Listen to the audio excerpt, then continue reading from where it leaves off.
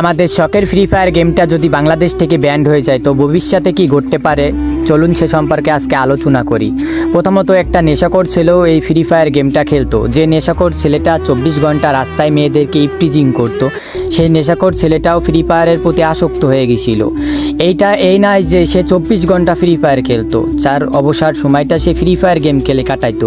যে অবসর টাইমটা সে একটা মেয়েকে ডিস্টার্ব করতো আগে এক সময়, কিন্তু সে ফ্রি ফায়ার গেম খেলে কাটাতো। এটা আমাদের সরকারের চোখে যায়নি, অথবা আমাদের আইনের যারা লোক আছে তারা দেখিনি। তো এই ভালো দিকগুলো তারা কখনোই দেখিনি। যে ছেলেটা নেশায় আসক্ত ছিল সেই ছেলেটাও ফ্রি ফায়ারে আসক্ত।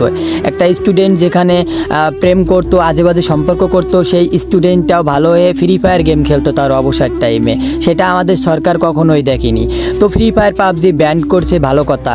যেখানে আগে সপ্তাহে কেস নিত, বিভিন্ন ধরনের কেস, মারামারি হুড়াহুড়ির কেস কোর্টে যাইতো, কিন্তু ফ্রি ফায়ার ব্যান করার পরে আমাদের দেশে অধিকাংশ কেস যাবে ধর্ষণ মামলা লাইন লেগে যাবে। যে স্টুডেন্টটা এক সময় ফ্রি ফায়ারের প্রতি আসক্ত ছিল সেই স্টুডেন্টটা এক সময় মেয়েদের প্রতি আসক্ত হয়ে যাবে।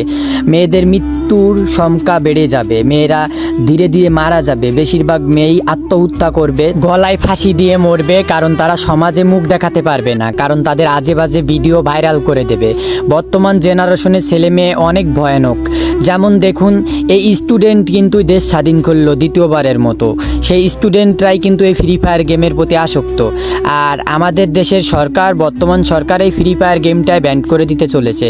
তাইলে এই গেমটা যদি ব্যান করে দেয় তাইলে দেশের পরিস্থিতি কতটা ভয়ঙ্কর হতে পারে এটা তো বোঝাই যাচ্ছে। এটা আমার মুখের কথা না, ভবিষ্যতে ঘটবে। ফ্রি ফায়ার যদি বাংলাদেশ থেকে ব্যান করে দেওয়া হয়, আপনারা দেখবেন আমার কথাগুলো ঠিক মিলে যাবে একদিন।